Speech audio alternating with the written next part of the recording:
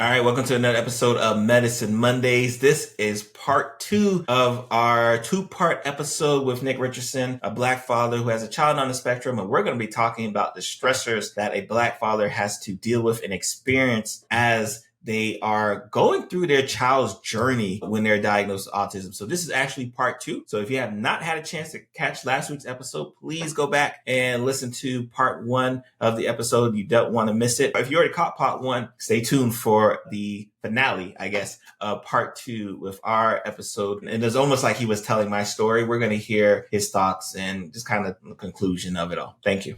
Now, let me ask you a question. Sure. Because we kind of talked about when you first envision and the gender and all these things here, and you get the diagnosis in kindergarten and you're getting the help, you're getting the support, you're getting the team. Has your vision shown a little bit more clarity now than it did when you first heard the diagnosis? Or is that vision of what your child will be like as an adult still kind of in the gray? It's no longer my vision. Ooh, I like that. I have fears, like every other parent, of how my son will operate in society. If my son was neurotypical or not, I would still have those fears. But my vision has shifted to trying to help him develop his own. I did not tell my son to like trains. He likes trains. You tell me that's what you want to do. Okay, let's go do trains.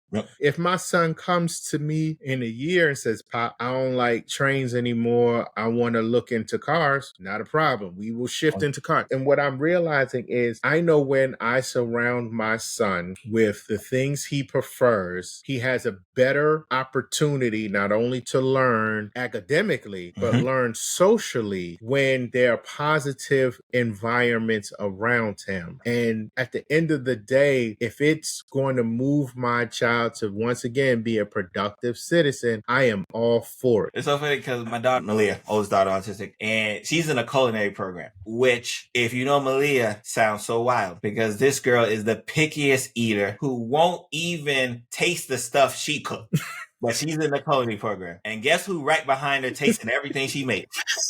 Good or bad, this is support. Because I'm just thinking like, yeah, my daughter is in culinary. She don't like, she will not even. And I'll be like, did you taste it? No. So how you know if it tastes good? And she watched and she hands you the plate. Just look at it. Here I go. But that's what we have to do as parents. I think when we start talking about neurodiverse and neurotypical, we tend to try to separate the fact that we're parents regardless from the conversation. I'm a father. You know, I enjoy walking my son home from school. I have the opportunity to do that right now in my life. Like, it's cool to be able to do that. I know I won't be able to do it every day, all day. I know he's going to get older. He's going to end up catching a school bus or, you know, whatever the situation may be, you know, whatever school that he goes to. But for right now, like, I still give hugs from my son. And like every hug is a wonderful hug. And I let my son, you give good hugs. I like hugging my boy. So because I know he's going to get older, I'm trying to get as many hugs as I possibly can. Let me cash in right now. You know what I mean? Because when he's 30, 40, has his own family, I may not get hugs as often. I may only see my child a couple times a year, depending on his lifestyle and what all he has going on. I get that. I understand that. Like you said, Doc, let me cash in now. But I also want to surround him with as much love as possible because before he was born or when he was coming, I wanted my son, I had this little 4-pronged situation. I wanted my son to have all his fingers and toes. I wanted him to have my wife's heart. I wanted him to have my brain. And I wanted to put him in a household of love. I wanted him to know family and love family. And right now, my son has all of those things. He has a heart like my wife,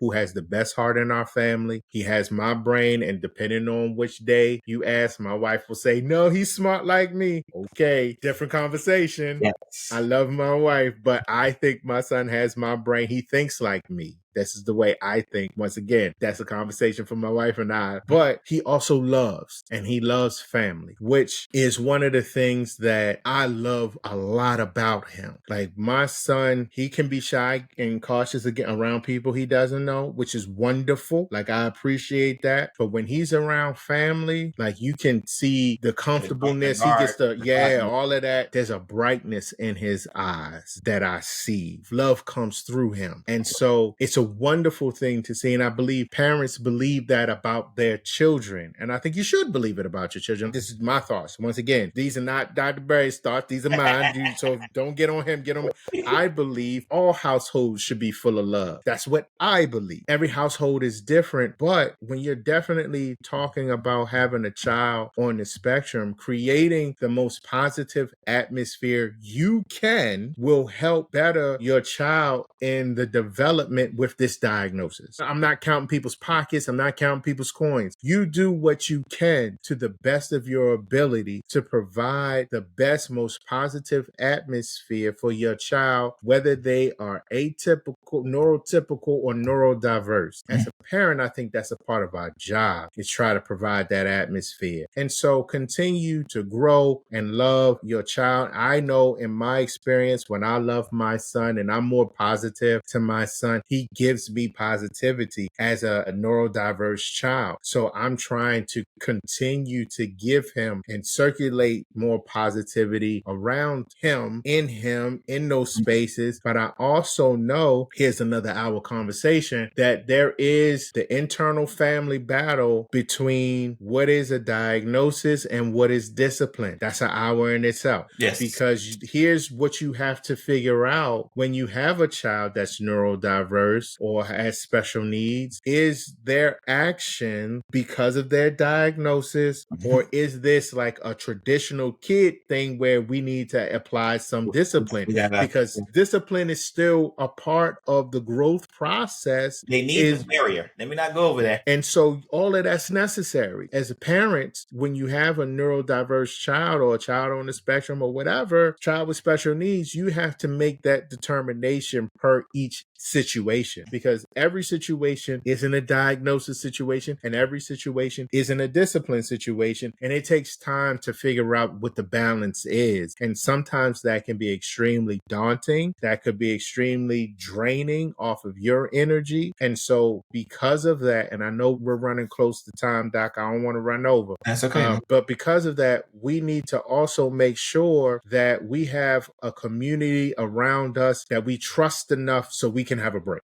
Because you still need to recharge, and sometimes even more when you have a child that has a diagnosis or a special need, because you're giving so much of yourself to, extra sometimes with energy you don't have after all of whatever else you got going on is going on.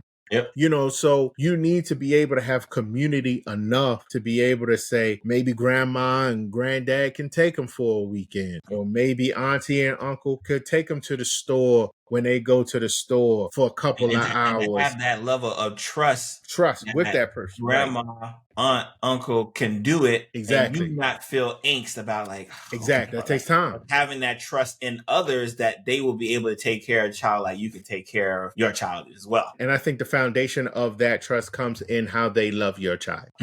So if you're looking for where that trust gets built off of, I think that trust gets built off of the love this other person has for your child. Because at the end of the day, anybody who loves your child will not want to see your child in a dangerous or hurtful or harmful situation. They won't put them there if they love your child. So that can be a foundation of, building that trust if you build it on top of the love that is supposed to be had between the family member and the child. I love it. So before I let you go, right, because I know you talked a little bit about balance, I got to talk about kind of feeding and piggybacking off this aspect of support. AutismHim. AutisHim. Yeah. I want to talk a little bit about that. Talk about the podcast. Sure. You got a book as well, too. I do have a book. Give us some details. I would love to. I do have a book. Talk about balance. And of course, the Lunch and Learn community probably Barry, you do a million different things. So I know you not talking about, but I want to know, how do you get to the point where I need to create this network, this support group, this podcast, and then I'm gonna get some time to write the book? How did you get to that? Let's talk about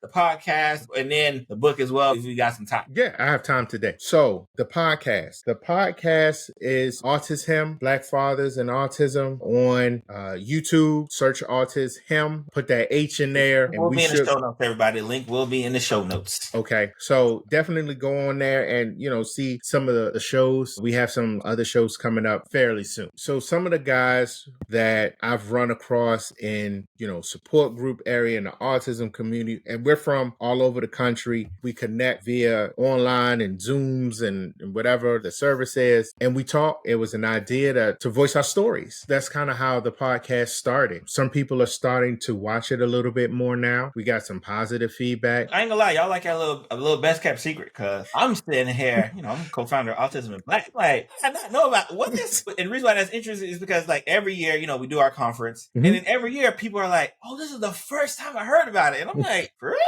So I understand. I definitely kick myself not even know. So we got the podcast. Now you said we're just kind of members of the support group that say, "Hey, you know what? We should do a podcast." So I ain't gonna toot my own horn. I'm like 300 plus episodes in on the podcast, right? So I understand the work that it comes to do a podcast. So I'm just, when I see like, oh man, look at this podcast and look at the theme and like, oh my God, this is a podcast that is needed. Why doesn't the whole world know about this? Like, how did y'all get there? It was an idea. One of the fellas had the idea. We had been a part of a support group for 2 years before it was even mentioned. We were 2 years in, just, giving our stories. And the idea came up and, some guys signed on, and like they say, jumps the boogie, here we go. And we get on there and we try to talk about topics that affect us being fathers, us being African-American fathers, us being fathers with children on the spectrum, us being African-American fathers with children on the spectrum. Like the intersectionality of it all, let me say it that way,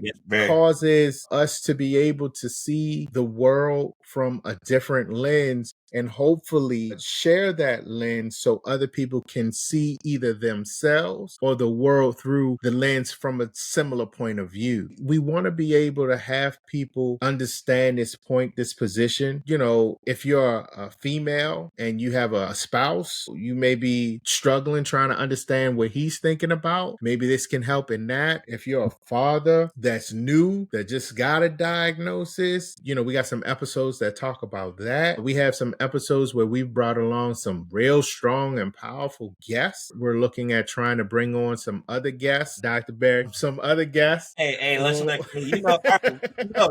before we even press record, I say, hey, I don't know who I talked to, who's running y'all Facebook, put me down, schedule. Like, how do I get on this? No, you see, and this is the thing. You are a perfect guest to have because you have the experience that a lot of fathers have, but your experience is still unique to who you are. And especially from, with the profession you have, being a doctor brings a whole nother layer of information and understanding to our guests. So we are definitely looking forward to having you on. I'll talk to the fellas, see how we can get everything scheduled. We're starting to grow. Let me just put it that way. Any and all support for any and everything positive, not just our show, but of course this show, all things positive. If you have the opportunity to promote, view, watch, like, share, subscribe, whatever, do all of those things. Notification bell. Hit the notification button, do all of those things so that the positive energy can continue to edify and grow and reach,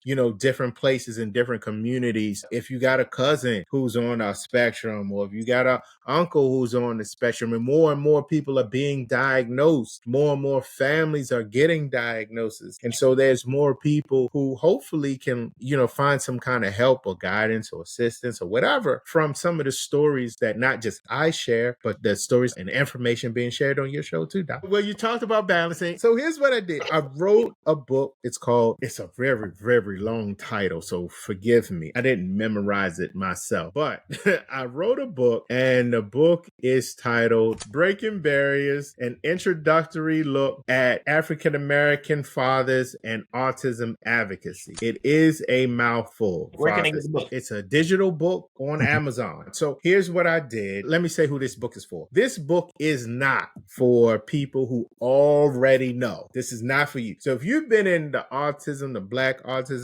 father autism space for 20 or 30 years, this book not for you. This is the reason why it's titled An introductory look. It is extremely basic, which is one of the reasons why I was able to create it. It is extremely high level. It doesn't get into the weeds, and it's more like suggestions on where you can get started in some of these spaces. There's a chapter on IEPs. There's a chapter on support groups. It's like 100 pages long, not even. But I wanted to put something out there for the new fathers who just got a diagnosis and they don't know where to go. That's who this book is for. Quite often, especially just obviously being in, autism and Black, usually one of the first introductory questions. Hey, my child just got diagnosed. What do I do? What do I do? I think that is definitely a book. I talk to my students all the time about this. A lot of times we don't recognize we're like experts in our field because we feel like to be an expert in our field, we got to know A through Z. But if I know A through E and you not even realize that we are starting the alphabet, I'm an expert to you as well. So I wouldn't shortchange yourself thinking like, high level. No, trust me. You lived a life that you've been able to put down in paper. And I'm almost sure, like I said, we're going to have this link in the show notes and podcast notes as well. There's going to be people who are going to say, you know what? Reading this book here is what helped me get from point A to point E. I was lost. I didn't even know the alphabet was going on. I didn't even know. I didn't even know where to start. And quite often we run into a lot of families, my wife and I, who just ask us this question. Hey, I just got this diagnosis. I don't want to do, or like, especially the men. This is how the men talk to me. They're autism Black, right? Like, yeah. My son. Like, I know what they're trying to tell me, but they're trying to tiptoe around it. Absolutely. So, well, what do you think? I said, well, maybe you should do this and that. Like, that's a good idea. Just checking. I just want to make sure. I know your autism. That's how they call me. I know your autism is Black. I'm like, yeah, I'm here. Whenever a couple, weeks or a month later, and say, hey, you know what? That thing, yeah, I think we're probably gonna have to move forward. We might end up going to see it. Who y'all end up like? So they're kind of piecemealing away because they just don't know. And as vast as the internet is, there's not a lot of really defined information that's for us to say this is what you need to do. So I love the fact that you say, I'm going to take this time out. I don't have to do it, but I'm going to take this time out to write this book because I know someone is going to pick this up and say, okay, now I know what the next step is. It took me a while to write it. I'm thinking about possibly maybe writing another one. I have to see some transitional phases in my life right now. I got some thoughts and ideas of what the future may hold, but the balance of it all comes with trying to do 5 minutes here, 10 minutes there. Here's the one thing that I realized about some men. We have to find time for stuff. Some people make time. We, in my experience, have to find the time for it. Our family has to be straight first. Yep. We got to have some food in our stomach. Everything kind of has to be, squared away enough for us to then try to do something for ourselves. So like today, I can do things later in the evening. Why? Because there's the 9 to 5 and then there's family and then, my son and making sure that his schedule and then the running around that goes along with that. And, if you got to cook dinner, then you cook a little something, throw a little something together in the pot. You got to put in that light bulb that you've been trying to remember to do for the last 6 months. And then once you've gotten all of those things kind of squared away, if it's not Monday night football or Friday night football or Thursday night football or the UFL on Saturdays or the honey to-do list gets done Saturday morning and maybe the religious thing gets done on Sunday and remember you still got to go to the grocery store because you need food for the next week. After all of that is done, you find time in your week to try to put together something, all of the extra stuff, you know what I mean? And even though it's not extra because it's support group can help benefit your health, but in the grand scheme of things, in the list of priorities, it's extra. Yep. See, and that is how, in my experience and the experience of some other brothers I've run across, how we operate. We operate off of our list of priorities. And once you work your way down through your list, traditionally, you're at the bottom. Yep. And whatever you need is after everybody else is squared away. That's traditionally, and it's not everybody's situation. Right. We try to make sure everybody else is good before we sit down. Once we sit down, we don't want to get back up though. So like, if this is my time, this is going to be my time to do whatever it is I'm going to do. Yes. Don't interrupt my time. You know what I mean? That's why football during the week, Monday and Thursday and Friday come on late. Yep. It come on late because 9 times out of 10, the guys that watch it, they've done everything throughout their day. And in the evening time, here we go. We can watch watch our football or watch our basketball or whatever the case may be for those who watch sports. If those who watch soccer, that comes on late now too. It all depends on like what your priorities are. And that's how you find out what you can handle and what gets done and what doesn't get done. I've realized that with my son being on the spectrum and having ADHD, I've also joined a special education citizens advisory council for the county that I live in, nice. which works with the school system. They provide information to the school system about children that are under the special education umbrella. So what we do is we talk to parents and we talk to the school system and we try to get some things done. In the past, the group has gone to, school board meetings and discussed, special education topics that parents have brought up in meetings. They've created surveys for parents and trying to do what's best for the children under the special education banner inside of the county. Because my thought is if you can help those in the special education get what they need, everybody else by default will get. Everybody else gets a benefit out of it. Right.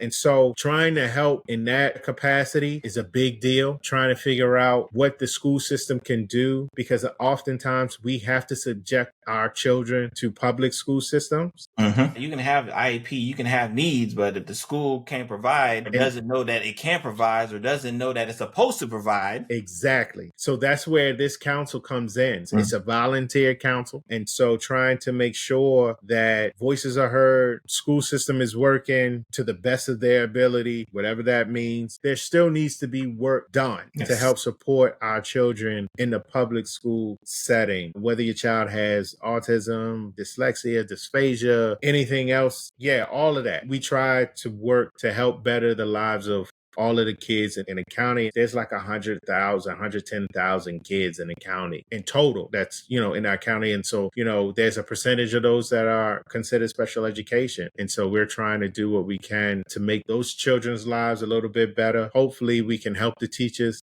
while we're working in that space as well. But honestly, my primary focus is the children, trying to see what children like my son can get when it comes to educational opportunities, IEP guidance and awareness, really to kind of any and everything, right? Whatever supports. Because I know if I can get it for my child, by proxy, other children are going to get it as well. Exactly. Everyone else kind of benefits. And some people disagree with me on this, but I think we should start, if we have not already started, looking at how technology can benefit our children in the special education, special needs space with all of this, new AI stuff going on. How can that benefit our children? Can it help them learn how to read in a better setting? Is it a way that you could infuse that into the educational system where maybe a learning path or a learning plan could be created after a child takes an assessment? A child takes a learning assessment, they get the results, that result gets run through some type of AI generator simulator, and the learning path specific to that individualized child gets created. You know what I mean? You want to keep that little hush. You might want to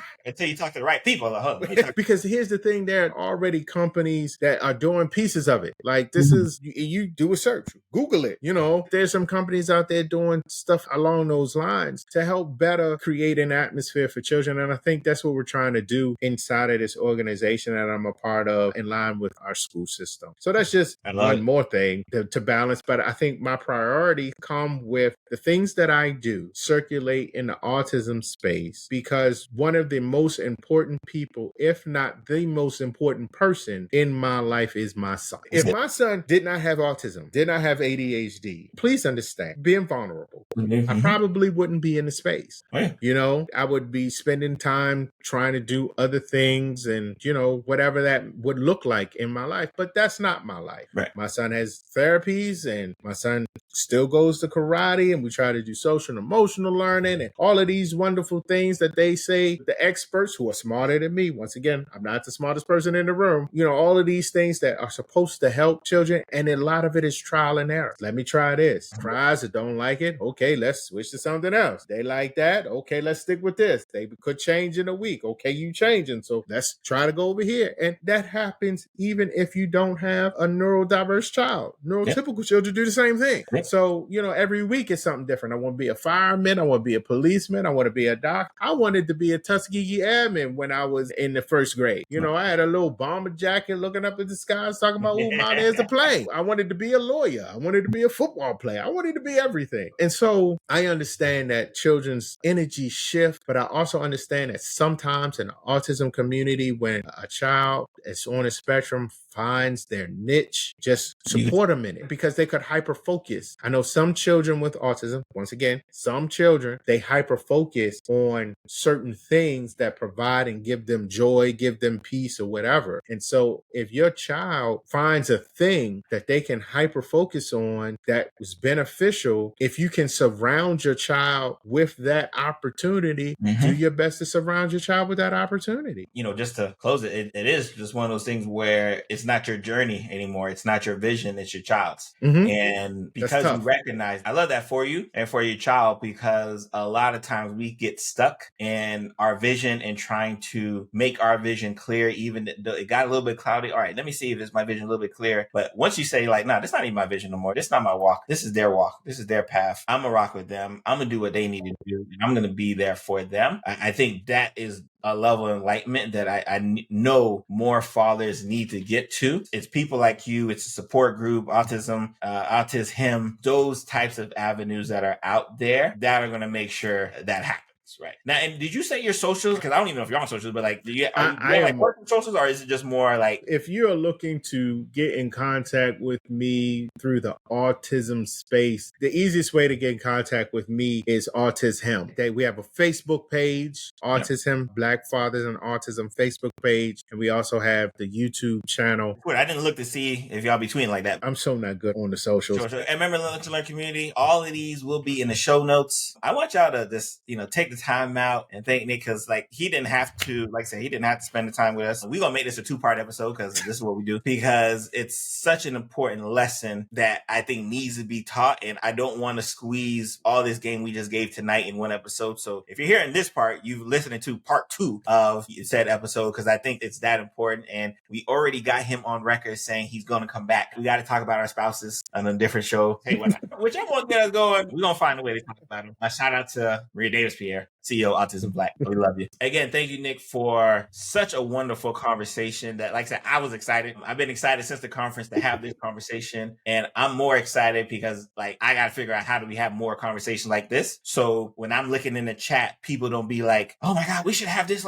every quarter. And I'm like, oh, that's so sad. We have this so rarely that people are just begging for us to have it at least 4 times a year. I said, me and Nick gonna do better. Me and Nick is definitely gonna make sure that people are like, oh, they talking again? I'd rather you say, there go the fathers again.